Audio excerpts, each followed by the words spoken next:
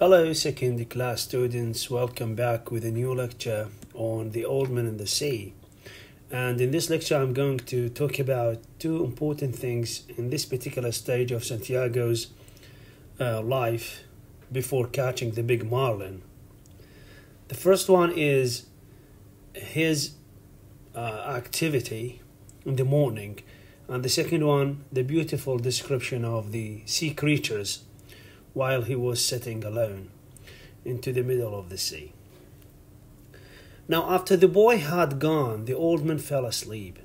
During his sleep, the old man dreamed of his boyhood days in Africa. He dreamed of the long golden beaches and the white beaches so white that they hurt the eyes. At this time of life, the old man didn't dream of a beautiful woman or of storms. Nor he dreamt of great occurrences, nor of a great fish, nor of fight, nor of any contest of strength, nor of even his wife. But he dreamed of lions on the beach and of such places. He dreamed that the lions played like young cats in the dusk, and he loved them as he loved the boy. He never dreamed about the boy, and he simply woke, looked out the open door at the moon, and unrolled his trousers and put them on. The next morning, the old man went to the boy's house and woke him up. The door of the house of the boy was unlocked, and the old man opened it and walked quietly with his bare feet. The boy was asleep on a cot in the first room, and the old man could see him clearly with the light that came in from the dying moon. He took hold of one foot gently and held it until the boy woke and turned and looked at him. Wearing his trousers, the boy came out with the old man, though he was still sleepy. Putting his arms across the boy's shoulders, the old man said that he was sorry. They walked down the road towards the old man's shack. The boy took the rolls of line in the basket and the harpoon and gaff, and the old man carried the mast with the furled sail on his shoulders. And the boy brought coffee for the old man, and the old man told that he was more confident that day.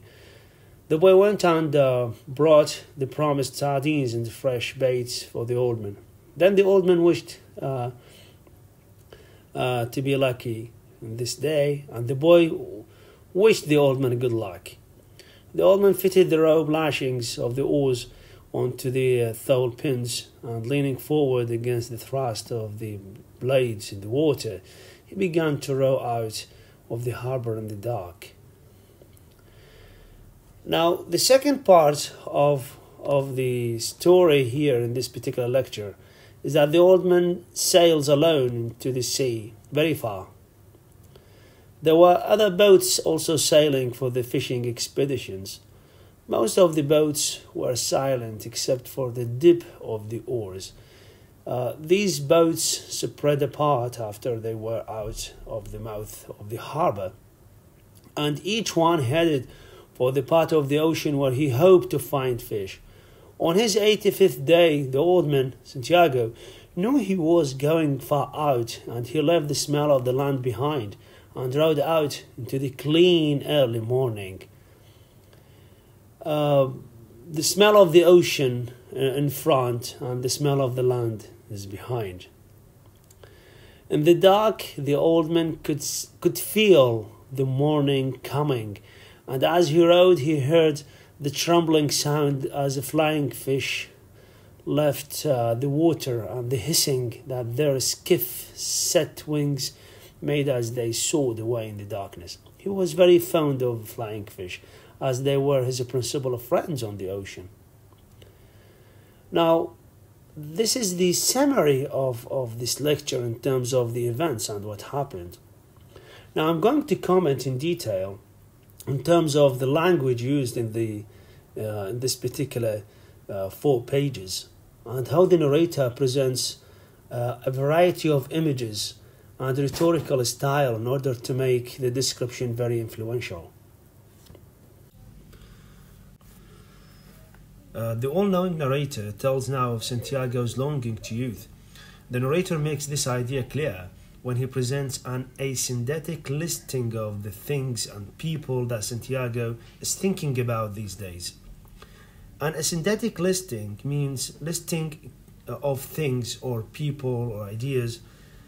These things are connected with a comma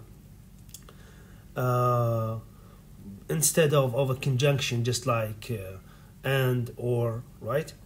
For example, the narrator said he no longer dreamed of storms, nor of women, nor of great occurrences, nor of a great fish, nor fight, nor contests of strength, nor of his wife. And in this particular case, the asyndetic listing is presented in terms of a series of negative markers, the use of Noir. The idea of youth is made clear when the narrator refers to those lines as young cats. They played like young cats in the dusk, and he loved them as he loved the boy. The second part of the paragraph is full of kinesthetic images that show how active Santiago looks when he wakes up, full of energy and optimism. He simply woke, looked out the open door at the moon, and unrolled his trousers and put them on. He urinated outside the shack and then went up the road to wake the boy. He was shivering with the morning cold, but he knew he would shiver himself warm and that soon he would be rowing.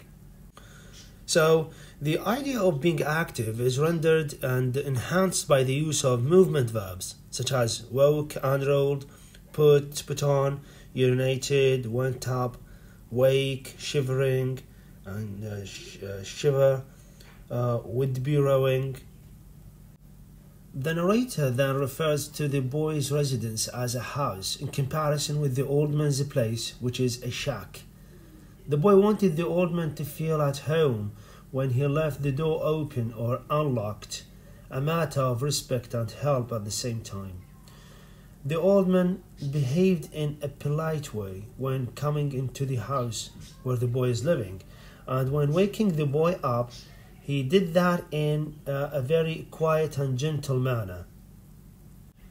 The door of the house where the boy lived was unlocked, and he opened it and walked in quietly with his bare feet.